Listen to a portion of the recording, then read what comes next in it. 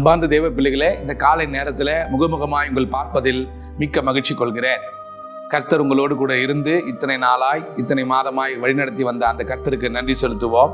இன்றைக்கும் ஏசாயா 49 அதிகாரம் 16 வசனத்தில் கர்த்தர் நமக்கு நன்மையான ஆச்சரியப்படத்தக்க விதமான ஒரு வார்த்தையை சொல்றார். அவ்வளோ பெரிய மகா பெரிய தெய்வத்தின் உள்ளங்கைகளில் நீங்கள் வரையப்பட்டிருக்கிறீர்களாம். உங்கள் முகங்கள் எல்லாம் அவருடைய உள்ளங்கைகளில் அவர் வரைந்து வைத்திருக்கிறாராம்.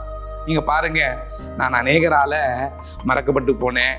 நான் இள வயதில் அழகாக இருந்தேன். இப்பொழுது நாட்கள் செல்ல செல்ல என் முகம் மாறுகிறது, என் முகக்கலை மாறுகிறது, என் அழகு குறைந்து கொண்டே போகிறது.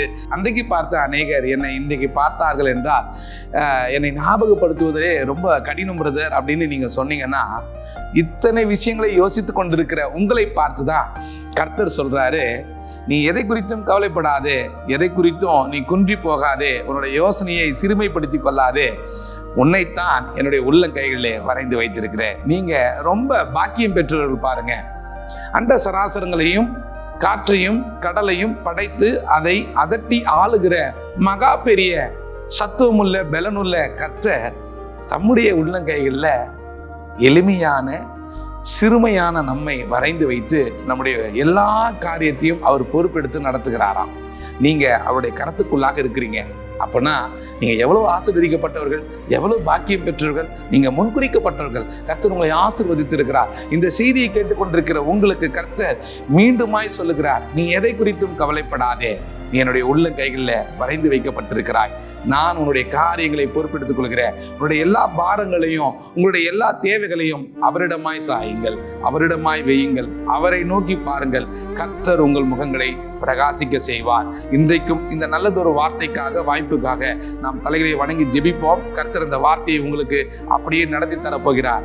ஆண்டவரே, உம்மை நன்றியோடு துதிக்கிறோம். அருமையான தகப்பனே இயேசு கிறிஸ்துவே, உம்மை நன்றியோடு துதிக்க நீர் தந்த இந்த நாளுக்காக நன்றி ராஜா. இப்பொழுதும் நீ எதற்கும் கவலைப்படாதே, என்னுடைய உள்ள கைகளிலே உன்னை வரைந்து வைத்திருக்கிறேன் என்று சொன்ன இந்த நம்பிக்கைக்குரிய வார்த்தைகளை நம்பி நாங்கள் உன் மண்டையில வந்து நிற்கிறோம். இந்த பிள்ளைகளை ஆசீர்வதிங்க. இதை கேட்டுக்கொண்டிருக்கிற அநேகருக்கு இந்த வார்த்தை கர்த்தாவே கிரியை செய்யட்டும். அதனுடைய சக்தியாக கர்த்தாவே இந்த நாள் முழுவதும் நீர் பலனுள்ளதாய் மாற்றி அற்புதமாய் அதிசயமாய் காரியங்களை நடப்பித்து அவர்களை கர்த்தாவே சந்தோஷமாய் இருக்க வைங்க.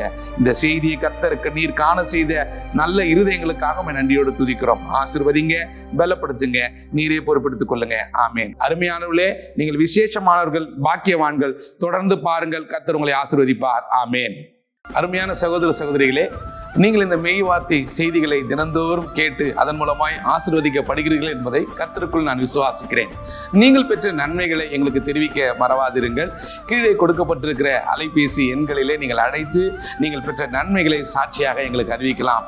அது நீங்களும் நாங்களும் சேர்ந்து தேவனை மகிமைப்படுத்த உதவியாக இருக்கும். இன்றைய நாள் உங்களுக்கு நல்ல நாளாக அமைய கர்த்தருக்குள் நான் விசுவாசிக்கிறேன், ஸ்தோத்திரிக்கிறேன். God bless you.